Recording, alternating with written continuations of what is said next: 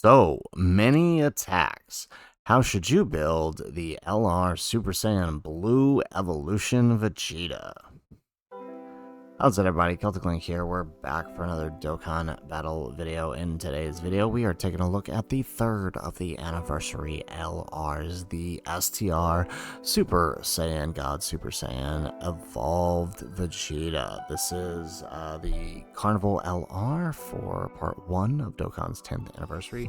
And in today's video, we are going to focus on what might be the best hidden potential for him, because this guy is actually doing quite a little bit of a lot. So let's start by taking a look at his leader skill. So he is a 220 lead for Universal Survival Saga. His 18 key greatly raises his attack and defense for 1 turn, causing mega colossal damage. His super attack effect raises attack and defense for 1 turn, causing colossal damage.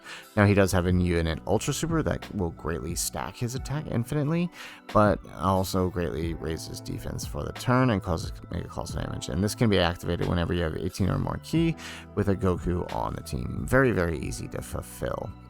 Now, his passive activates an entrance animation when there is another Universal Survival Saga ally on the team upon his entry turn.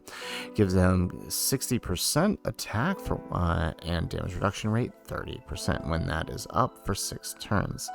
His basic effect is attack and defense 200%, randomly changes key spheres of a certain type, STR excluded, to rainbow key spheres, and when attacking, he gets 200% attack. And then, for every attack performed, he gets key 1 and defense 40% up to 200, and as well as damage reduction rate 7% within the turn. Then, for every 2 key spheres obtained, he launches an additional attack that has a medium chance of becoming a super attack up to 5 times within the turn. He has damage reduction rate 30% after he performs 7 or more super attacks in battle and performs a critical hit.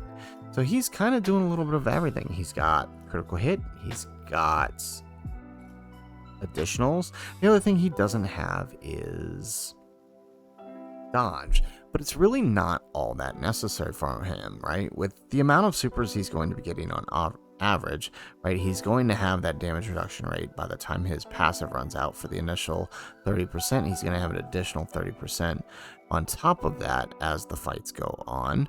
He's also going to be almost guaranteed to get a critical hit once you get the 7 or more attacks in battle. It's very, very easy to do.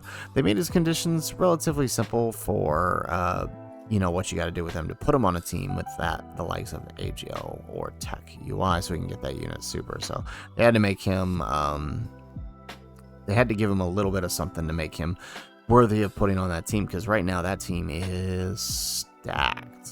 So speaking of, right, that little bit of something, because he already has a ton of additionals and he does kind of build off needing that defense, because he doesn't stack defense, he only stacks the attack on the unit super. For that reason, I've kind of decided that additionals may be his best hidden potential. And let's take a look here why, right?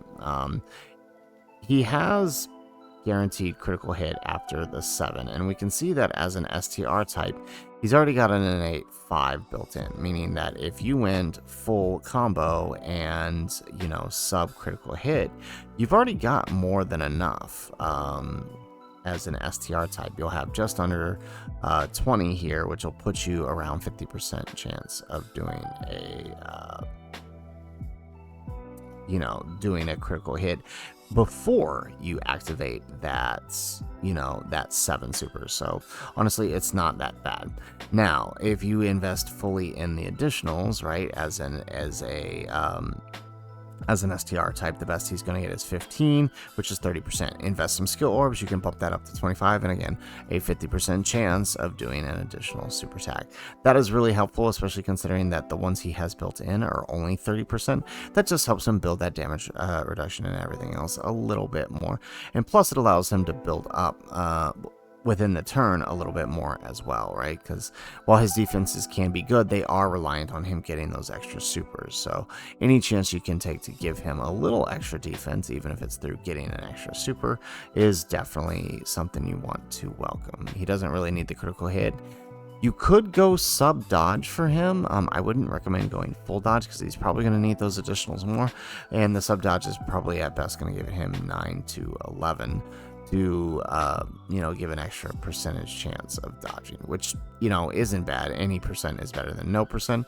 It's not really going to be all that necessary on him because he is a big damage dealer. He's going to be in slot 2 or slot 3. The combo attack and critical hit are going to be benefiting him more than anything else. So, guys, that is it for the video. That is the Super Saiyan Blue Evolution Part 1 LR and our recommended hidden potential build. Like I said, my best recommendation is for